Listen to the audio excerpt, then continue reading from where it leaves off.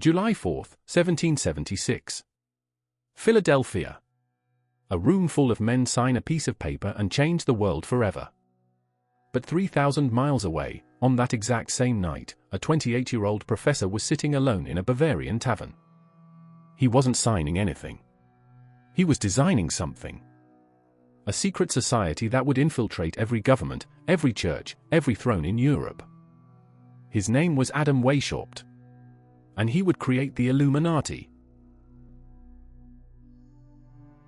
Adam Weishaupt was a professor of canon law.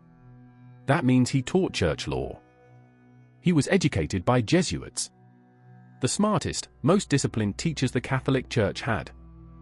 But the more he taught church law, the more one question started to gnaw at him. Why does the church get to decide what ideas you're allowed to think? In 1770s Bavaria, the answer was simple. It just did. The church controlled the universities, the libraries, the newspapers, even private conversations. Weishaupt looked at the Freemasons. They had wisdom. They had secrecy. They had powerful members across Europe. But they were too slow, too ceremonial, too willing to stay hidden. Their motto was, make a good person better.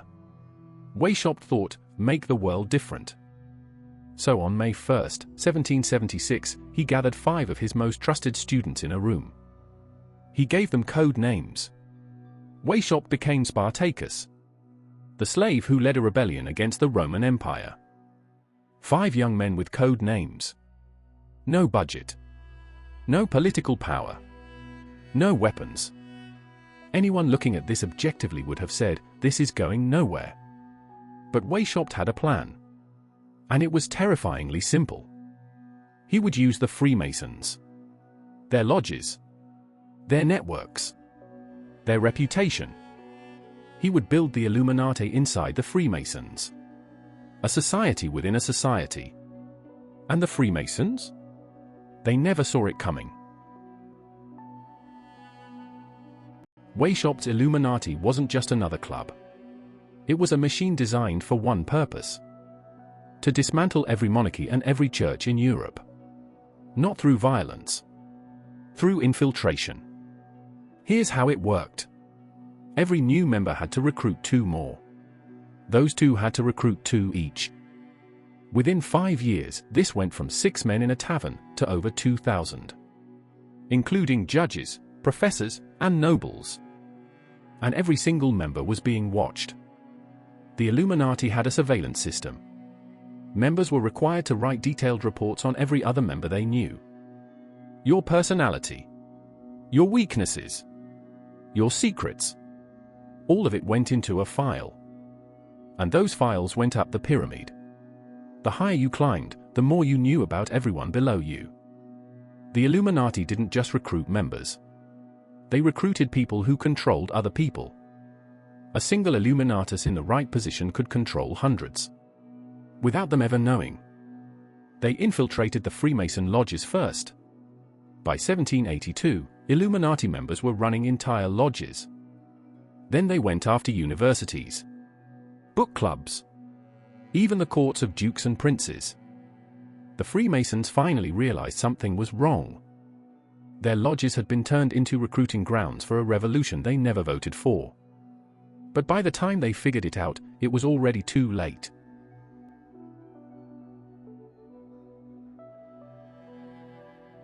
In June 1784, the Duke of Bavaria issued an edict. All secret societies were banned. Effective immediately. The Illuminati scrambled. Records were burned. Members went silent. Weishaupt's own house was raided. The authorities found documents that terrified them. This wasn't a social club. This was a blueprint for a new world order. They found the original writings of Weishaupt. And some of it was shocking. He wrote that religion was a tool of control. That kings were parasites. That the people should rule themselves through reason alone. In 1785, the Illuminati was officially dissolved. Adam Weishaupt fled Bavaria. The organization was dead. Or so they said. Because here's what actually happened. The members didn't stop. They just stopped calling themselves Illuminati. They moved into reading clubs, scientific societies, political groups. The ideas lived on inside new containers. And the timing is interesting. The French Revolution started in 1789. For years after the Illuminati was banned. Some historians say the Illuminati caused the French Revolution. Others say that's nonsense. But here's what nobody disputes. The Illuminati's ideas, reason over faith, people over kings, did not die. The French Declaration of the Rights of Man reads like an Illuminati manifesto. And across the Atlantic, a new nation was designing its symbols. The Great Seal of the United States. Finished in 1782. At the height of the Illuminati's power. On it, a pyramid. At its top, an all-seeing eye. The same symbols Weishaupt used for his secret society.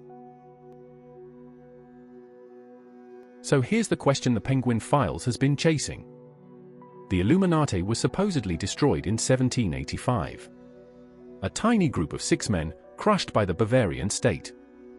Yet their symbols are on America's money. Their pyramid is on every dollar you've ever held.